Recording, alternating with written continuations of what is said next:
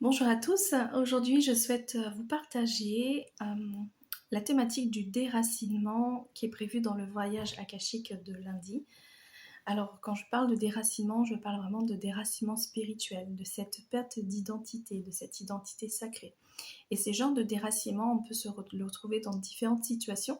Ça peut être l'expatriation, un divorce, perte d'emploi, vraiment quelque chose qui nous chamboule, qui nous fait perdre notre identité ou notre confiance en nous-mêmes. Et l'idée est de venir œuvrer en lecture akashique sur ce sujet.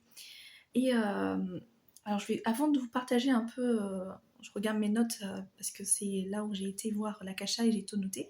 Mais avant de vous partager un peu ce que j'ai noté, je vais vous expliquer un petit peu quels sont les conséquences ou qu'est-ce que cela peut entraîner un déracinement.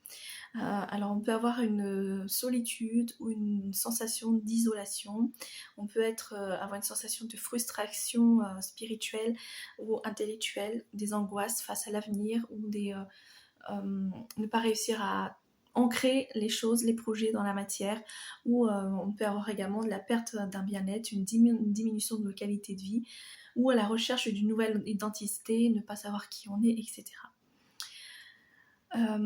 Alors j'ai été dans l'akasha demander quelles sont les questions les plus justes. Ça je le fais toujours quand je prépare un atelier, je demande d'avoir les questions les plus justes en fonction des personnes qui sont présentes. Et là on m'a suggéré de faire un voyage en allant chercher dans cette vie-ci la mémoire, l'expérience de vie qui a été d'un plus grand déracinement spirituel, identitaire pour soi. Et ensuite, à partir de là, comprendre qu'est-ce qui s'est passé dans notre système énergétique qui fait que ça s'est répercute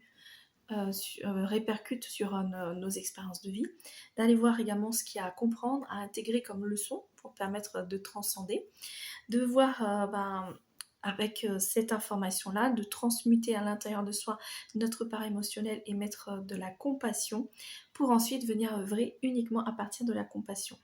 Et à ce moment-là, on va venir procéder à de la libération à partir des soins akashiques, la libération émotionnelle et le recouvrement d'âme.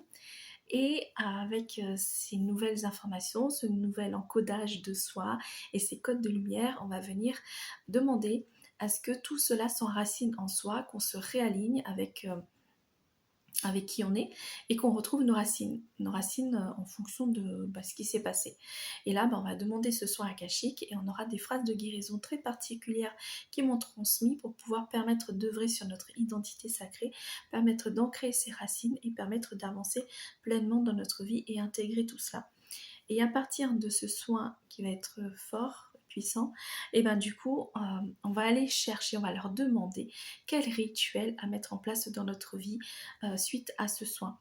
Quel est le passage à l'action, le truc qui nous permet d'ancrer justement tout ce que nous avons reçu, d'ancrer ces énergies, d'intégrer et de poursuivre également la libération.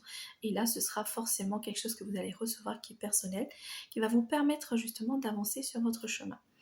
Donc si vous êtes intéressé à vivre cette expérience de voyage akashique, toutes les semaines en fait, j'ai un voyage avec un groupe de personnes sur des thématiques différentes qui s'appelle le club akashique. Et vous avez la possibilité soit de le vivre en club pour avancer sur une transformation personnelle et douce, sur votre identité sacrée et sur différents sujets qui vous permettent de prendre votre place, soit vous avez la possibilité de venir choisir la thématique que vous souhaitez pour vivre le voyage akashique. Donc ce lundi, c'est la thématique mes déracinements. Je vous mets toutes les informations dans la description pour que vous puissiez découvrir ce que c'est le club akashique, ce que c'est les voyages unitaires, on va dire. Et à très vite pour ce prochain voyage.